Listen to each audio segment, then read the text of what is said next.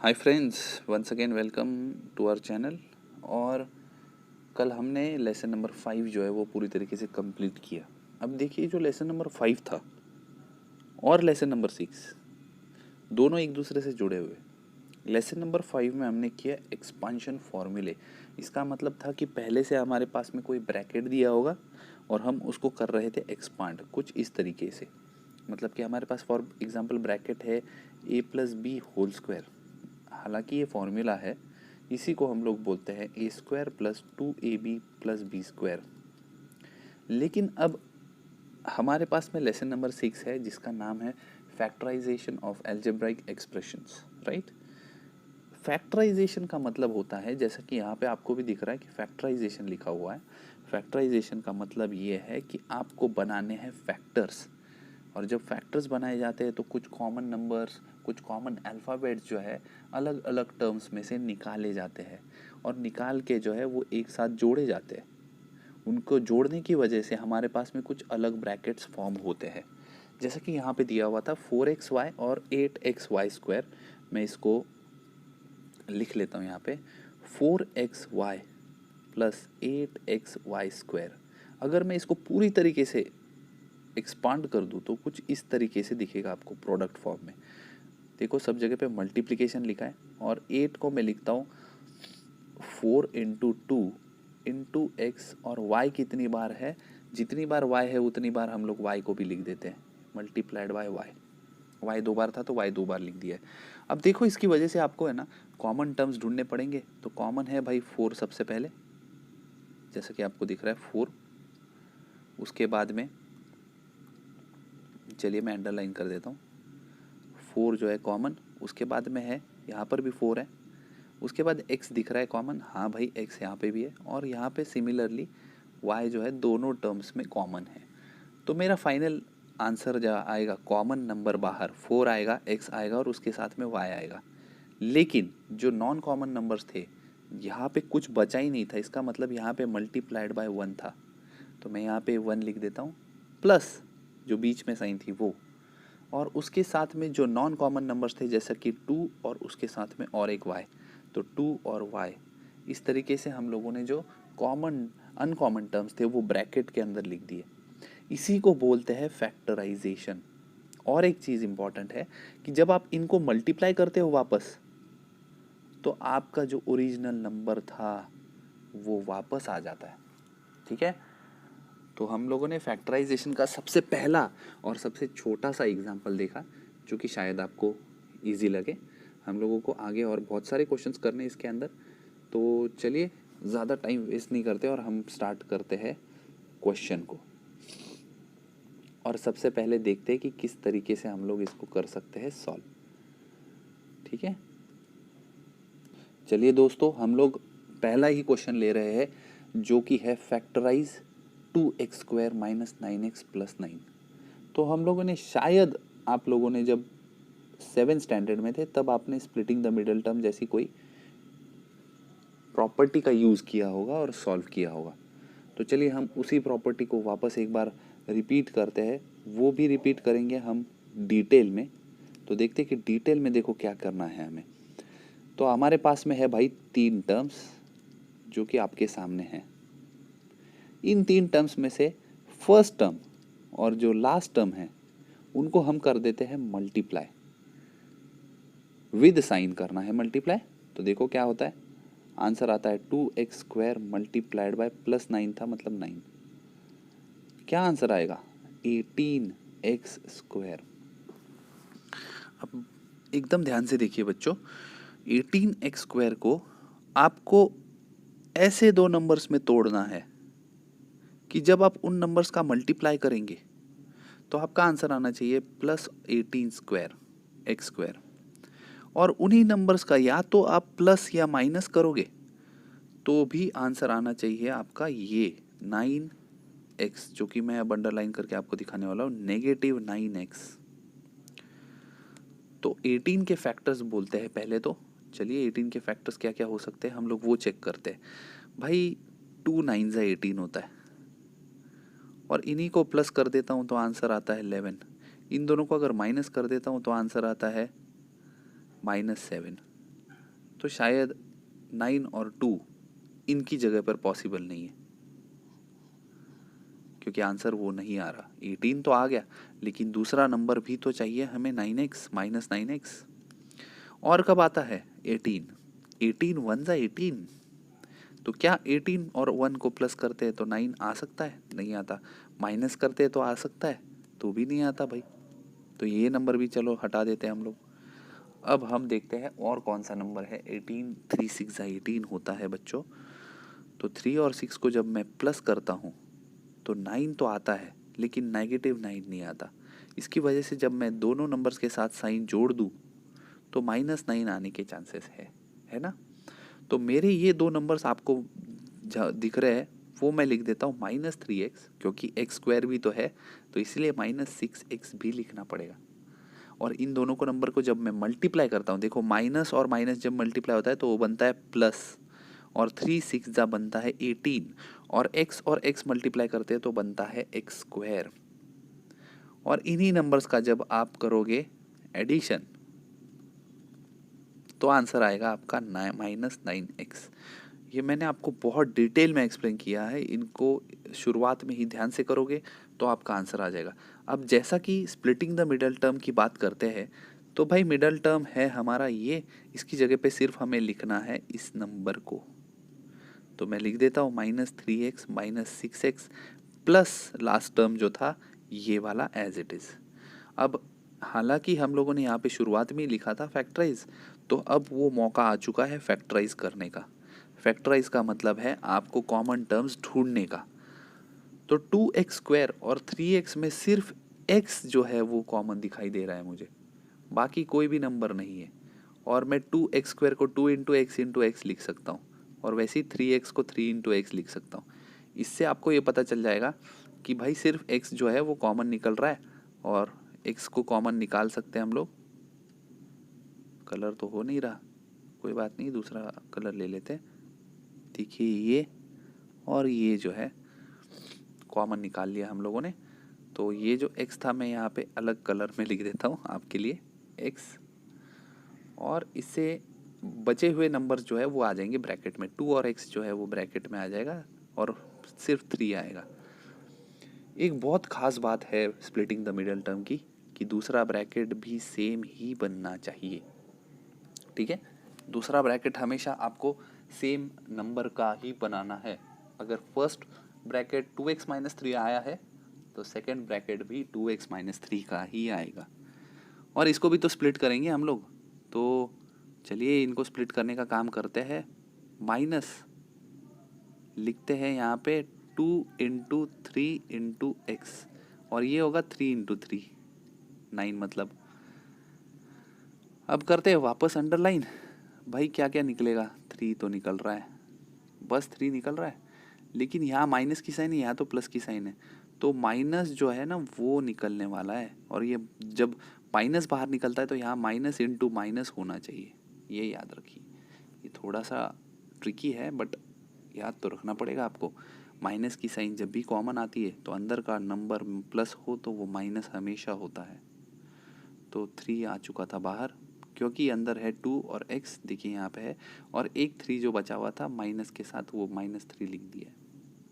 अब कर देते हैं बाहर के नंबर्स का एक ब्रैकेट, और दूसरा ब्रैकेट जो था वो था हमारा प्लस के नंबर्स का, या फिर सॉरी जो दूसरा ब्रैकेट कॉमन ब्रैकेट था उसका। ये है हमारे 2 फैक्टराइज के ब्रैकेट्स, और इस तरीके से क्वेश्चन हो जाता है सॉल्व। देखा जाए तो ये हमने एग्जाम्पल का क्वेश्चन सॉल्व किया था। अब हम लोग इसके आगे बढ़ते हैं और सॉल्व करने की कोशिश करते हैं प्रैक्टिस सेट 6.1। और पहला ही क्वेश्चन है x square plus 9x plus 18।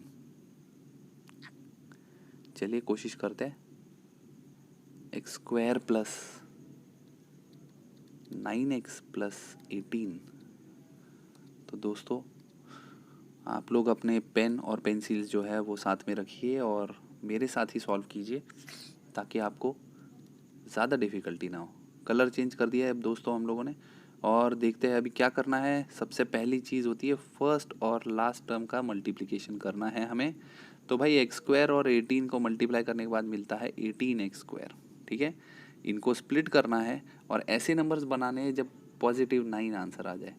अब ये तो आपको भी मालूम है भाई, 3 6 जा 9, 3 6 जा 18 होता है, और इनको ही प्लस कर देंगे तो आंसर आ जाएगा 9x, जो हम लोगों ने अभी थोड़ी देर पहले ऊपर किया है। चलिए ज़्यादा टाइम वेस्ट ना करते हुए लिख देते हैं दोनों नंबर्स। कॉमन नंबर क्या आएगा दोनों में, अब ये आप है ना डायरेक्टली भी कर सकते हो, हर बार मल्टीप्लिकेटिव फॉर्म में लिखने की ज़रूरत नहीं है। दोनों में x जो है दिख रहा है कॉमन है, तो मैं x बाहर ले लेता हूँ।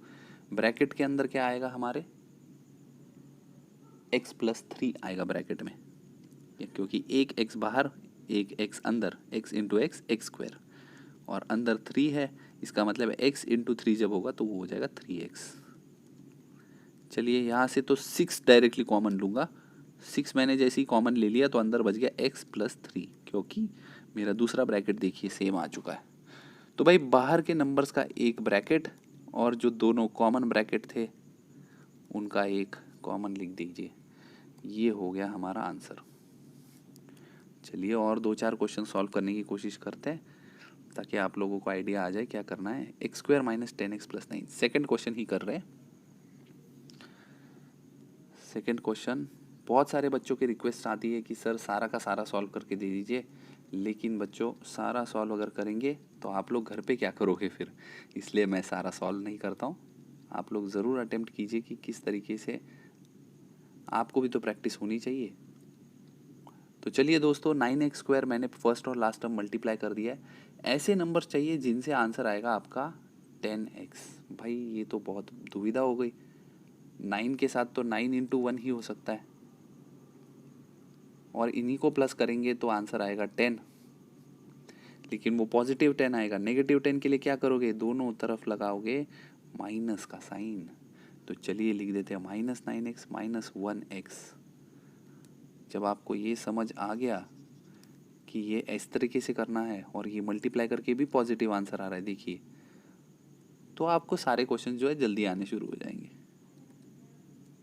+9 है, चलिए नंबर में से कॉमन निकलेगा x, तो यहाँ आएगा x माइनस 9, और दूसरा ब्रैकेट x माइनस 9 का है, लेकिन ये माइनस की वजह यहाँ प्लस है, तो हमेशा -1 ही लेना है, क्योंकि कुछ भी कॉमन नहीं होगा ना, तब आपको हमेशा 1 कॉमन लेना है, ये ज़रूर याद रखिए। बाहर के नंबर्स का एक ब्रैकेट, कॉमन नंबर्स का एक ब्रैकेट। ये हो गया हमारा सेकेंड सॉल्व।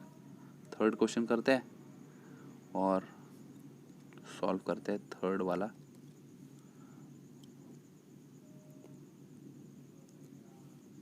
वाई स्क्वायर, बड़े बड़े क्वेश्चन आ चुके हैं अभी देखिए, y square plus 24 y plus 144। घबराने की कोई ज़रूरत ही नहीं है, बहुत सिंपल है क्वेश्चंस।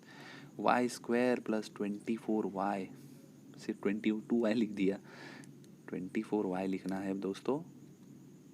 ओहो, ठीक है, 24 y plus 144 is equal to 0, sorry equal to 0 नहीं लिखना है, फर्स्ट और लास्ट टर्म मल्टीप्लाई करके आता है 144 वाई स्क्वायर। अभी ये बहुत सिंपल से चीज़ है जो याद रखनी है। 144 किसका स्क्वायर होता है, वो होता है 12 का स्क्वायर। तो क्या मैं 12y इंटू 12y लिख सकता हूँ, फॉर एन इंस्टेंस सोच लेते हैं कि 12y into 12y 144y square होता है, लेकिन क्या इन दोनों को मैं अगर प्लस करता हूँ तो 24y, ओहो हो दिख गया 24y आ चुका है, तो क्यों दूसरे नंबर्स ढूंढते बैठने, चलिए वही लिख देते हैं 12y प्लस 144। इनको लिखते हैं y प्लस 12, और ये 12 जो है वो भी कॉमन आएगा और y प्लस 12, तो भाई दोनों ब्रैकेट जो है वो सेम है। ये देखिए आंसर आ गया, ठीक है। तो इस तरीके से हमें ऐसे कुछ क्वेश्चंस जो है वो सॉल्व करते जाने और आंसर्स ढूंढते जाने। 3 क्वेश्चन तो मैंने कर दिए, क्यों ना हम और कुछ क्वेश्चंस करें और आगे सॉल्व करते रहे। तो क्वेश्चन है हमारा next 5y square plus 5y minus 10। चलिए 2 मेथड है इसके सॉल्विंग के, मैं एक बार आंसर देख लेता हूँ तो आपको बता दूँ कि ये किस तरीके से सॉल्व किया हुआ है। थोड़ा बड़ा भी हो सकता है ये, ठीक है। चलिए किस तरीके से सॉल्व करना है, तो देखिए मेथड ये है कि अगर जो तीनों टर्म्स है उसमें से कोई कॉमन टर्म निकल सकता है तीनों में से। जैसे कि यहाँ पे आपको दिख रहा है कि ये तीनों नंबर जो है 5 के टेबल के हैं। इसका मतलब मैं 5 जो है वो शुरुआत में ही कॉमन निकाल के लिख सकता हूँ y² माइनस 1y, मतलब 1y² माइनस 1y प्लस 2, क्योंकि 5 तो बाहर आ चुका है इसलिए इक्वेशन अंदर की चेंज हो गई है। और फिर इस अंदर की इक्वेशन को ही सॉल्व करते जाओ और ये लास्ट में जो भी आंसर आएगा उसके साथ 5 जो है मल्टीप्लाइड में लिख दो। तो मैं वैसे ही करने की कोशिश करता हूँ। ये है हमारी नई इक्वेशन, पहला और लास्ट टर्म मल्टीप्लाई करते हैं, आंसर आता है 2y²। और देखो दोस्तों, हमें -1y चाहिए, ये याद रखिए।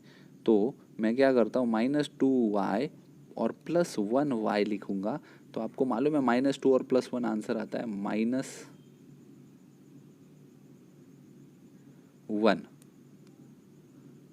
लेकिन ऐसे केस में यहाँ पर देखिए क्या आया, यहाँ पर +2 आना चाहिए, लेकिन यहाँ पर वैसा कुछ नहीं है। तो कैसे करेंगे हम इस क्वेश्चन को? मैंने क्वेश्चन गलत लिखा था, I am sorry for that. Question में यहाँ पर प्लस है दोस्तों, और दोस्तों यहाँ पे माइनस है। तो भाई हम लोगों ने थोड़ा सा गलत कर दिया था, इसको कर देते हैं थोड़ा करेक्ट। तो देखिए दोस्तों, इसी वजह से साइन का जो है वो याद रखना है, बहुत गड़बड़ नहीं होनी चाहिए। चलिए 5 जो एज इट इज़ था वो लिख दिया, y² + 2y - y - 2 भी लिख दिया मैंने। अब मैं पहले इसमें 5 तो है भाई पहले से, हाँ, और पहला नंबर है y + 2 कॉमन आ गया। अब भाई अगर y + 2 कॉमन आना चाहिए और दोनों में माइनस दिख रहा है तो -1 ले लो बाहर, क्या टेंशन है। कलर बहुत ही ज़्यादा ब्राइट हो रहा है, थोड़ा सा हम लोग लाइट कलर ले लेते हैं। चलिए, तो ये हो गया 5, और यहाँ पर आ गया y - 1 पहला ब्रैकेट, और दूसरा ब्रैकेट आ गया y + 2। तो इसको हम लोग ऐसे भी लिख सकते हैं, y - 1 और y + 2, क्योंकि सब कुछ मल्टीप्लिकेशन में पहले से है। इस तरीके से करना है आपको ये वाला क्वेश्चन सॉल्व। ये हो गया मेरा लाइन यहाँ पे खींच के। चलिए अब और नेक्स्ट क्वेश्चन की तरफ बढ़ते हैं, 5th क्वेश्चन। तो मैं कोशिश करता हूँ कि आपको कम से कम 7 क्वेश्चन सॉल्व करके दिखाऊं, और बाकी के जो 5 बचे हुए वो आप करेंगे, ठीक है। रेशियो भी अच्छा है, 7:5। 7 मैंने किए, 5 एटलीस्ट आपने ज़रूर करने हैं। p² - 2p - 35, सब कुछ माइनस में लिखा है।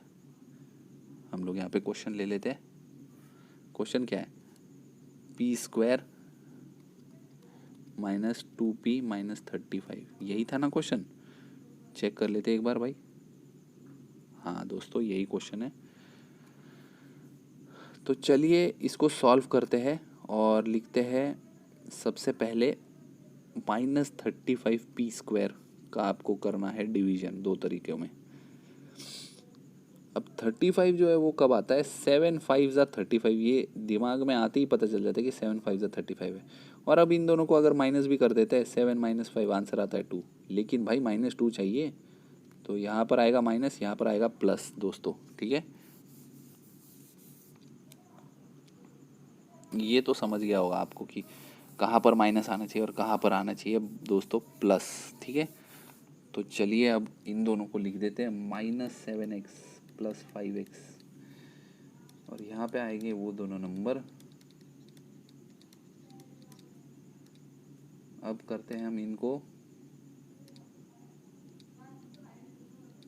कॉमन, लिखते हैं p कॉमन आ चुका है ब्रैकेट के अंदर आएगा p - 7, यहाँ से +5 ले लेता हूँ कॉमन दोनों में से, और अंदर वापस आएगा, सॉरी x क्यों ले रहा हूँ मैं,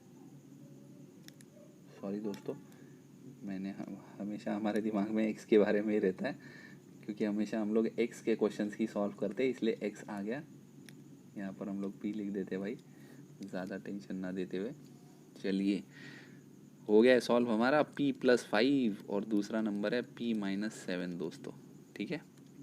कलर बड़ा ही बकवास था, थोड़ा कुछ और ले लेते अलग। इस तरीके से हमारा ये है answer, okay.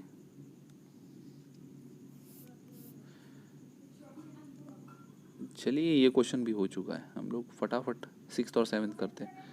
p² - 7p - 44, P square -7p -44, पक्का 44 है या कुछ और है? नहीं, 44 ही है। अब देखते हैं आंसर क्या आता है। चलिए, -44p स्क्वायर मुझे चाहिए और बीच में चाहिए भाई -7p, ऐसा कुछ आंसर चाहिए। कैसे करोगे? 44 कब आता है? 2 × 22, बट इसको प्लस या माइनस करो तो या तो 20 आएगा, प्लस करोगे तो 24 आएगा, तो ये हमारे काम का नहीं। चलिए इसको कट कर देते हैं। और क्या हो सकता है? 44 4 के टेबल में आता है 11 ज़ा, 4 और 11 प्लस करते हैं तो आंसर आता है 15, लेकिन 4 और 11 माइनस करते हैं तो 4 - 11 आंसर आता है -7। ओहो हो, देखते ही मिल गया। तो ये आ गया आंसर दोस्तों। चलिए ये जो बाकी का चीज़ है हटा देते हैं, 4 और -11 लिख देते हैं वहाँ पे। ये हट गई हमारी सारी चीज़ें। +4p -11p, यहाँ पर आएगा p स्क्वायर +4p और -11p -44। देखिए माइनस वाले सेम आ गए, यहाँ से कॉमन निकलेगा दोनों में से p +4 यहाँ पे ब्रैकेट में, यहाँ से -11 निकलेगा, वापस बनेगा p +4। और फाइनल आंसर क्या बनने वाला है दोस्तों? ये तो आपको मालूम है कि बाहर के नंबर का बाहर के टर्म्स का एक ब्रैकेट और जो कॉमन टर्म का था ब्रैकेट वो एज इट इज़ यहाँ पर लिख देना।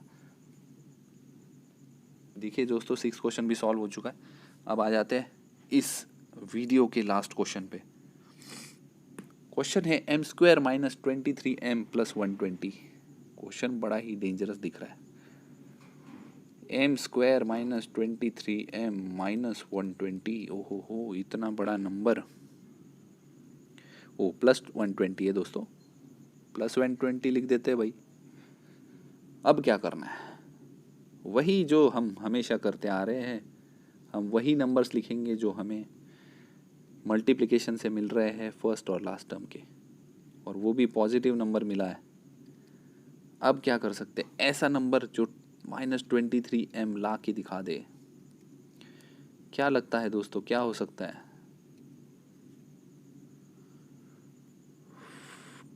20 और 3 को मल्टीप्लाई किया तो 60 आता है।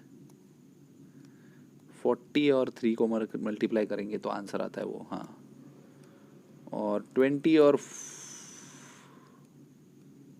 नहीं बेटा, आंसर ढूंढने के लिए हमें इसको कुछ ना कुछ अलग मेथड से सॉल्व करना पड़ेगा। तो चलिए मैं आपको वो मेथड बता देता हूँ कि क्या करना है। ऐसे क्वेश्चन जहाँ पे आप अटक जाओ तो आपको करना है ये इस तरीके से फैक्टराइज। तो देखिए ये हो जाएगा 60, ये यहाँ पे वापस 30, 2 के टेबल से डिवाइड करते जाइए जितना होता है। यहाँ पे आएगा 15, फिर 3 के टेबल से कीजिए, फिर आएगा 5 और 5 1 ज़ा 5। दोस्तों आपको कुछ ग्रुप्स बनाने पड़ेंगे। देखिए अगर मैं इन दोनों का ग्रुप बनाता हूँ, मल्टीप्लाई करता हूँ, दोनों को आंसर आता है 15, और इन तीनों को एक साथ मल्टीप्लाई कर देता हूँ तो फाइनल आंसर 8 आता है। 2 2 ज़ा 4 एंड 4 2 ज़ा 8 और इन दोनों को मैं प्लस करता हूँ तो बनता है मेरा नंबर 23। 8 15 ज़ा होता है 120 और आंसर भी आता है 23, लेकिन चाहिए नेगेटिव, इसलिए दोनों के साथ नेगेटिव साइन लगा दीजिए और आंसर ले लीजिए नेगेटिव 23। तो यहाँ पर वो नंबर्स है -8m और -15m, और ये दोनों नंबर्स में यहाँ पे लिखने वाला -8m और -15m + 120, दैट इज़ 15 8 ज़ा 120। पहला कॉमन नंबर m आएगा और अंदर बचेगा m-8। दूसरा ब्रैकेट भी तो m-8 का ही होगा दोस्तों, तो दूसरा ब्रैकेट भी m-8 का ही लिख देते हैं हम लोग।